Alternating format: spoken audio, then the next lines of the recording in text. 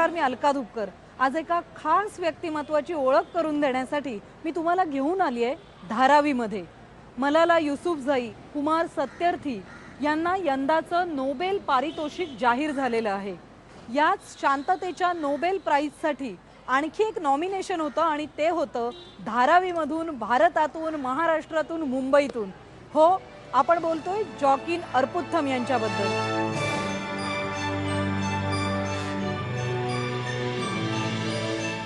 अरपुत्तम नेमकं काय काम करतात, त्यांची ओळख काय, हीच जाणून घेण्यासाठी मी आली आहे त्यांच्या या ऑफिसमध्ये। तेव्हा आता थेट जाऊया अरपुत्तम सरांना भेटण्यासाठी।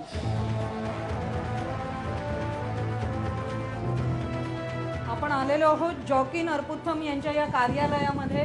कार्यालयातलं काम कसं चालतं हे दाखवणार आहोत आणि जॉकिन अरपुत्थम यांची ओळख देखील करून देणार आहोत। पण त्याआधी ज्यांच्या सहकार्याने ते काम करतात त्या या सगळ्या खारीचा वाटा उचलणाऱ्या किंवा त्यापेक्षा जास्त काम करणाऱ्या अशा खंद्या कार्यकर्त्या आहेत।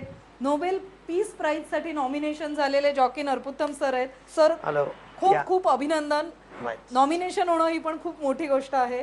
आपण तुमच्या कामाची, तुमच्या व्यक्तिमत्वाची प्रेक्षकांना नीट ओळख करून देणार आहोत आणि त्यासाठी एक विनंती आहे की या भिंतीत बसून कोणाला कळणार नाही, आपण बाहेर जाऊया। धारावी मधलं तुमचं जे काम आहे ते प्रत्यक्ष बघूया आणि त्यावेळी गप्पा मारूया। चालेल? पण त्या गप्पा मारण्याआधी मला विचारायचंय, ज्यावेळी तुम्हाला सगळ्यात पहिल्यांदा कळलं होतं की नोबेलचं पीस प्राइजचं नॉमिनेशन तुम्हाला झालेलं आहे, तुम्ही काम करताय, पण अशा पद्धतीचं एक आंतरराष्ट्रीय पारितोषिक, सन्मान, गौरव मिळेल असं अपेक्षित होतं? मला बिलकुल असं अपेक्षा नाही होती। कारण काय, मी एक सामान्य साधारण झोपडपट्टीमध्ये राहणार आहे, झोपडवासी म्हणणार आहे। असा असून सकाळी 6:30 वाजता माझा मित्र फोन करून असा काय ग्रीटिंग केला, मला शॉक बसला। अरे बापरे, काय झाला? ते मला क्लिअरली एक न्यूज काहीतरी प्रिंट आहे, वाचून दाखला, तुमचं नॉमिनेशन अमुक अमुक लोकांनी स्वीडन, नॉर्वे, परदेशवाले सगळे आम्हाला नॉमिनेट केला। ते बोलल्यानंतर आम्हाला एकदम असा वाटला, एक संतोषीचा, एक खुशीचा जाहीर करू शकत नाही असा प्रकारचा एक धक्का बसला। हा धक्का बसलेला आहे, स्वाभाविक आहे, कारण अरपुत्थम यांनी अत्यंत प्रतिकूल परिस्थितीमध्ये कर्नाटकमधून मुंबईत येऊन त्यांचं लहानपण घालवलेलं आहे आणि धारावी सारख्या ठिकाणीच नव्हे तर आंतरराष्ट्रीय क्षेत्रात काम केलेलं आहे। आता थेट आपण जाणार आहोत अरपुत्थम आणि त्यांच्या सगळ्या टीम बरोबर हे काम बघण्यासाठी धारावीमध्ये। चला जाऊया। चलो। टॉयलेटचं काम तुम्ही केलेलं आहे खूप मोठं आणि स्वच्छतेचं काम केलेलं आहे। आता हे सगळं काम बघायचंय, तुम्ही चालू शकाल एवढा वेळ? आपण गप्पा मारणार नक्की। चलो।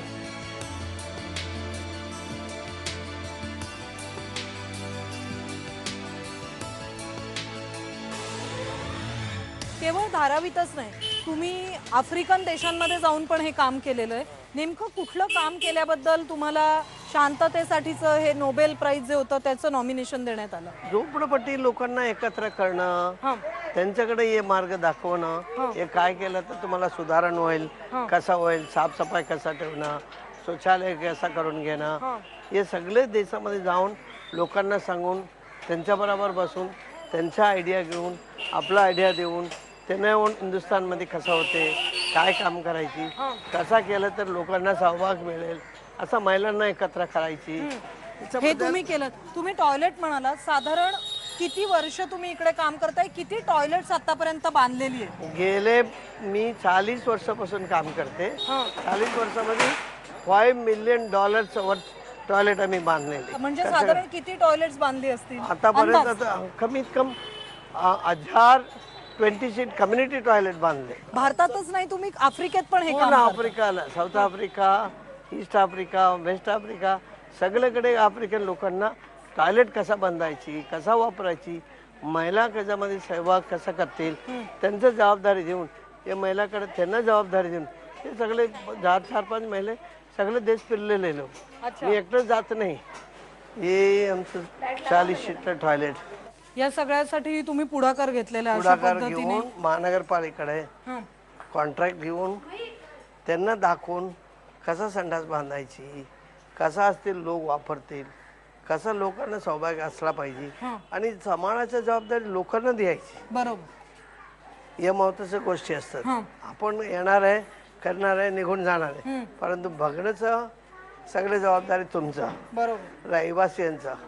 त्याच्या माध्यमातून केलेले हे 40 सीटचं टॉयलेट, 20 किती खाली, seats आहे? 40 40 सीटचं 40 टॉयलेट सीटचं आहे. टॉयलेट आहे. आणि अशी धारावीमध्ये किती असं टॉयलेट? धारावीमध्ये 16 ठिकाणामध्ये केलंय.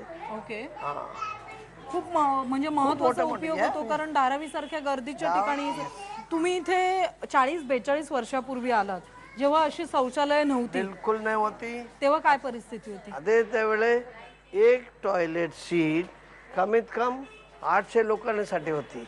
अच्छा. आज मी टॉयलेटची परिस्थिती बदली करून 200 पर्यंत आणलेले.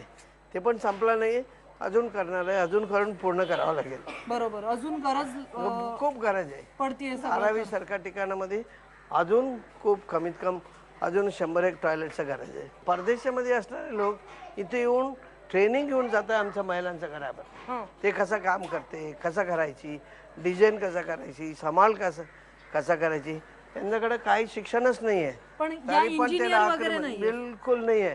अंगोठा छाप आहे, झोपडपट्टीमध्ये राहणार आहे, झोपडेदार आहे, परंतु त्यांना आज सगळं माहिती आहे. टॉयलेट म्हटलं तर काय, किती किंमत आहे, कितीमध्ये होणार आहे, हे करायला आम्हाला 30 लाख रुपया लागला.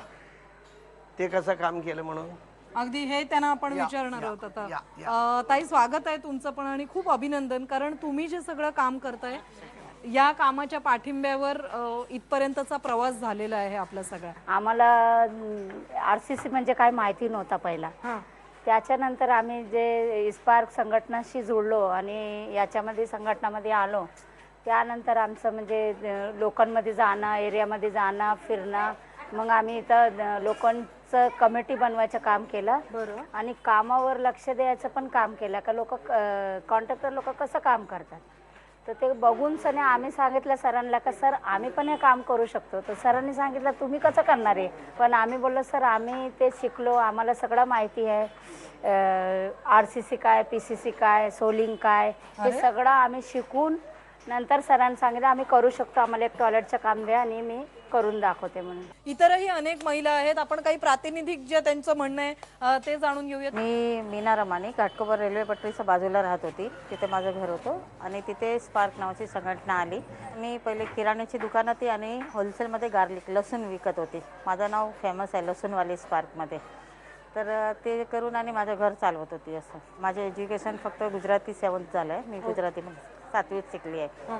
पण सर बोलले तू कशी करणार लसूण विकणारी आणि तुला हे कसं जमेल. तर म्हणलं नाही बघू मी करणार म्हणून. तर पहिले 2-3 महिने मी सगळं फिरले एरियामध्ये आणि बघितलं की कसं काम करतात काय. आणि थोडेसे माझे दीर वगैरे पण सप्लायर वगैरे होते, त्यांच्याशी पण मार्गदर्शन घेतलं आणि सरांनी आणि आम्हाला सहकार्य केलं आणि एक काम दिलं ओपन प्लॉटमध्ये.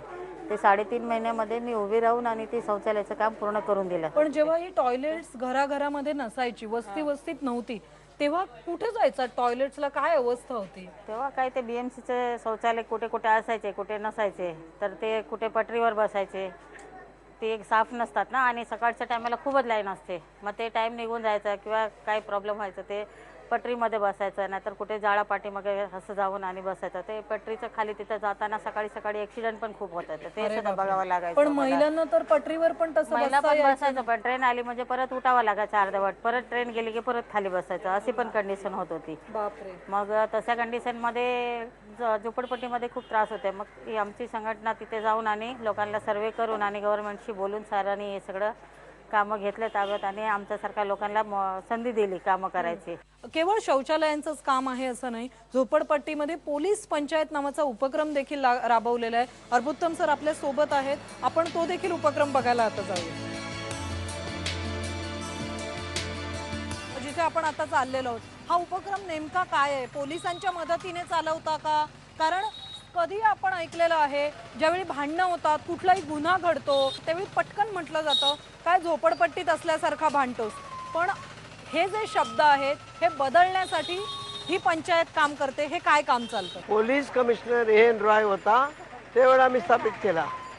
त्याच्यानंतर पोलीसचा फुल पाठिंबा आहे. आज 280 पोलीस पंचायत आहे. कुठेही झोपडपट्टीमध्ये राहणार आहे, पोलीसला जायचं गरज नाही आहे. ते पोलीस पंचायतमध्ये या, इकडे बसा, 10 महिला बसतील, ते महिला तुम्हाला काय भांडण आहे, पहिली जी भांडणं आहेत ती सोडवली जातात. आणि हे बघा, मुंबई पोलीस झोपडपट्टी पंचायत इथे आपण आलेलो आहोत या ऑफिसमध्ये. या ऑफिसच्या बाहेर जे खंदे कार्यकर्ते आहेत ते त्यांच्याकडून देखील आपण माहिती समजून घेणार आहोत. कम्युनिटी पोलीस म्हणजे एक महिला, त्याच्यामध्ये आम्ही 7 महिला आणि 3 पुरुष घेतले. 7 महिला याच्यासाठी की महिला 24 तास घरी असतात आणि महिलांना माहिती आहे की वस्तीमध्ये काय प्रॉब्लेम होतात, कुठे काय घडतं काय नाही घडत, हे सगळं महिलांना माहिती असल्यामुळे 7 महिला आम्ही त्याच्यात घेतल्यात. 3 पुरुष घेऊन असे 10 लोकांची कमिटी आम्ही वस्तीमध्ये तयार केलेली आहे. पूर्ण मुंबईला आम्ही 10 लोकांची कमिटी तयार करून वस्तींमध्ये पोलीस आणि कमिटी त्यांचा परिचय करून देतो. ही पोलीस पंचायत आहे. पोलीस पंचायतीच्या कामाची ओळख करून घेतलेली आहे आणि त्यानंतर आम्ही थोड्याशा गप्पा मारणार आहोत.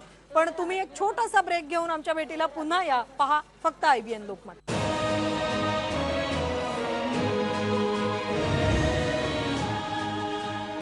एकूण 70 वर्षांचं वय आहे. 16 तास दिवसाला काम करतात. भारत सरकारचा पद्मश्री मिळालेला आहे. 2000 साली मॅक्सेसे अवॉर्डने सन्मानित करण्यात आलेला आहे आणि आत्ताच नोबेल पारितोषिकासाठी देखील नॉमिनेशन मिळालेलं आहे. फ्रेंच सरकारने नाइटिंगेल अवॉर्ड देऊन देखील गौरव केलेला आहे. अशा अर्पुथम जॉकिन यांच्यासोबत आपण गप्पा मारतोय. सर, हे सगळं मी सांगितलं, तुम्ही इतके तास काम करता आणि तुमच्या कामाची आपण एक थोडक्यात ब्रेकच्या आधी ओळख करून घेतलेली आहे.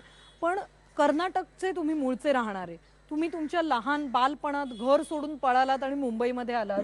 मुंबईतल्या फुटपाथवर ज्यांनी स्वतःचं आयुष्य घडवलं, अनेक रात्री काढल्या, बरोबर आहे? बरोबर बरोबर, अगदी बरोबर. ते दिवस कसे होते? का तुम्ही पळून आलात घरातून? ठरवलेलं मुंबईत येऊन असं समाजकार्य करायचं? वेगळं नाही, असं नाही होते. माझा परिस्थिती एकदम गंभीर होते. 7वी क्लासवरून सोडून, क्लासवरून आला, घरला बघितला, खायला काय नाही, बॅग घेतला, निघून घर सोडून आला. आम्ही आल्यानंतर मी बेंगलोरला आला. बेंगलोरला बघितला इथं काय करूया म्हणून, तिथं पण नाही झाला. थोडंसं इकडे इकडे काम शिकला, परत तिथं पण जमला नाही आहे, खूप त्रास होते. मी निघून पूर्ण मुंबईला आला. मुंबईला आल्यानंतर लगेच मी आला प्रथम पहिलं दिवस रात्री झोपडपट्टी बघितला. मला एकदम असा वाटला, या दुनियामध्ये कुठेही गेला आपण, ही दुनिया कोणती आहे मला माहिती नाही होते. कधी ऐकलं नाही मुंबई म्हणून. मला हिंदी येत नाही होती, मला कोणत्याही भाषा नाही, साऊथ इंडियन भाषा, तामिळ, कन्नडा, तेलुगू सोडून दुसरा कोणतरी भाषा नाही होती. आणि मग तुम्ही फुटपाथवर राहायचं? फुटपाथवर राहायची. कुठं राहायची? कोणाचं घर बंद असतील त्यांच्या वरांडावर माझा बिस्तरा. 7 वर्ष मी असाच काढला. 7 वर्ष? 7 वर्ष असा काढला. झोपडपट्टी कुठं टाकायची कोणाला माहिती आहे? सरकारला पण माहिती नाही आहे, मंत्रीला माहिती नाही आहे, राष्ट्रपतीला कळत नाही आहे, परंतु झोपडपट्टीला वाल्याला माहिती आहे. कुठे झोपडा टाकला तर 15 वर्ष आम्हाला कोणी तोडतात नाही म्हणून.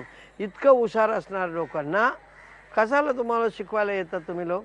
म्हणून मी यांच्यामध्ये लोकांच्या मध्ये फिरून त्यांचं ऐकून त्यांच्याकडून आयडिया घेऊन त्यांना काम कसं केलं तर त्यांना पटेल, ते पटलं तर सरकार आम्ही कसं पटवू शकतो. सरकार वरती बघून बसतात, लोक खाली बघून राहतात. मी खाली बघणार नाही, वरती बघायला सांगतो, वरती बघणार नाही, खाली बघायला सांगतो. अरे वा, क्या बात आहे, दोघांना मीट मस्त. करून देणार आहे. आपला इथं तो झोपडपट्टी चांगला आहे. आफ्रिकाला याच्यापेक्षा 100% बिलकुल लोकांना 10,000 लोकांना एक टॉयलेट आहे. झिम्बाब्वेला गेला, झिम्बाब्वे राष्ट्रपतीकडे बसून बोलला, तुमच्या लोकांना बिलकुल टॉयलेटची सुविधा नाही आहे. अरे ते लोक काय म्हणते? आफ्रिकाला गेलो होतो त्यावेळेला एक राष्ट्रपती बोलला, वी आर बेटर टॉयलेट. काय फेकायचे टॉयलेट, बंडल घ्या, प्लास्टिकमध्ये टाका, फेका. UN असेंब्लीमध्ये सेंट्रल हॉलमध्ये कपडाचं टॉयलेट बांधून कोफी आनंदनं टॉयलेटमध्ये बसून दाखवून मी बोलला, लोकांना तुमच्या भाषणाची गरज नाही आहे, तुमच्या डॉलरचं गरज नाही, लोकांना टॉयलेट गरज आहे. हे टॉयलेटचं बद्दल मी गेले 40 वर्ष सफाईचं बद्दल ते चालू केला. आजपर्यंत मी दुसऱ्या देशामध्ये गेलं तर लोक बोलते हे टॉयलेट मॅन आला म्हणून. कुठेही टेबलवर बसला तर लोक बोलते अरे जोखीन आला टॉयलेट म्हणून. टॉयलेट मॅन आला असं यांची ओळख केली जाते आंतरराष्ट्रीय क्षेत्रावर. ज्यावेळी सामाजिक संस्थांचे प्रतिनिधी भेटतात, या टॉयलेट मॅन सोबतच्या या गप्पा आपण अशाच चालू ठेवणार आहोत. पण आता एक छोटासा ब्रेक घेऊन पुन्हा भेटणार आहोत. पहा फक्त IBN लोकमत.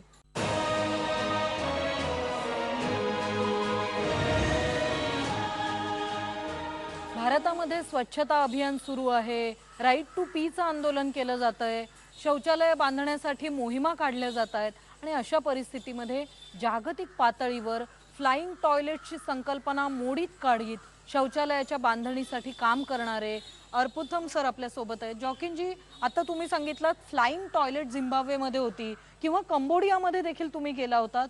भारतातल्या शौचालयाच्या प्रश्नाबद्दल आपण बोलतो, पण जागतिक पातळीवर विकसनशील देशांमध्ये काय परिस्थिती आहे? आणि आपल्या देशामध्ये खास म्हणून आफ्रिकामध्ये टॉयलेटला परिस्थिती एकदम गंभीर आहे.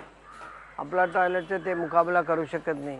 त्यांना दाखवण्यासाठी त्याचं राहणार आहे कमिशनर, मंत्री लोकांना वारंवार मी घेऊन येतो. बिल गेट्सने देखील तुम्हाला मोठं दान दिलं होतं, पण हे पैसे देखील संस्थेसाठी न ठेवता तुम्ही शौचालयाच्या बांधणीसाठी दान केलं. आपण किती बोलतो, डिग्निटी कुठून येणार? महिलांचं सबलीकरण कसं होणार आहे? महिलांना देखील बघा ना, त्यांना टॉयलेट नाही आहे. महिलांना खूप त्रास असते. सकाळी 7च्या पहिले, संध्याकाळी 7च्या नंतर. त्याच्यानंतर त्यांना किती त्रास होते. कोणी म्हणणार असतील संडास महिन्याचं बरोबर कोण येणार? कोणी येणार नाही आहे. असं असताना मला आपला परिस्थिती सुधारायची, लोकांना पारितोषिक द्यायची. आम्हाला संडास नाही म्हटला तर आम्हाला खायत राहायचं म्हणून आम्हाला आज पण आठवण आहे. संडास नाही म्हटला तर नोकरी जाऊ शकत नाही, शाळा जाऊ शकत नाही, बाहेर जाऊ शकत नाही, जगात शोधून फिरावं लागते. असं असता नाही तर पुरुषांना कमीत कमी शोधून जावं लागते. महिलांना कुठंही परिस्थिती नाही आहे. पेट बांधा आणि गप्पा बसा. कधी कधी लोकांना काहीतरी करून प्लास्टिकमध्ये बसून पोटली कचरा डब्यामध्ये आणून टाकावं लागते. हे परिस्थिती बदली करायची म्हणून कोणाचा प्रकार नाही आहे. मोदी विचार केलं होतं, पार्लिमेंट इथे दिल्ली रेडपोर्टला बोलत होते.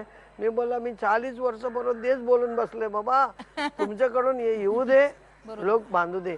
टॉयलेट बांधायचं गरज आहे. शेवटी आठवत आहे की सगळं काही पोटासाठी असं आपण सतत म्हणत असतो, पण पोटामध्ये भूक असते. तसंच संडासला जाणं, शौचालयाची व्यवस्था असणं ही देखील त्या पोटासाठीच आवश्यक असलेली स्वतःच्या आरोग्यासाठीची अत्यंत महत्त्वाची अशी गोष्ट आहे. आणि त्यासाठी गेली 40 वर्ष टॉयलेट मॅन, संडास मॅन बनून काम करणाऱ्या जॉकिन अर्पुथम यांचा नोबेलच्या कमिटीने नॉमिनेशनच्या माध्यमातून जी दखल घेतलेली आहे ती खरोखरच वाखाणण्याजोगी अशी आहे. आज जॉकिन सर, तुम्ही आम्हाला खूप महत्त्वाचा असा तुमचा अमूल्य वेळ दिलेला आहे आणि तुमच्या कामाची ओळख करून दिलात, याबद्दल खूप थँक्यू प्रेक्षकांकडून आणि IBN लोक. Thank you very much.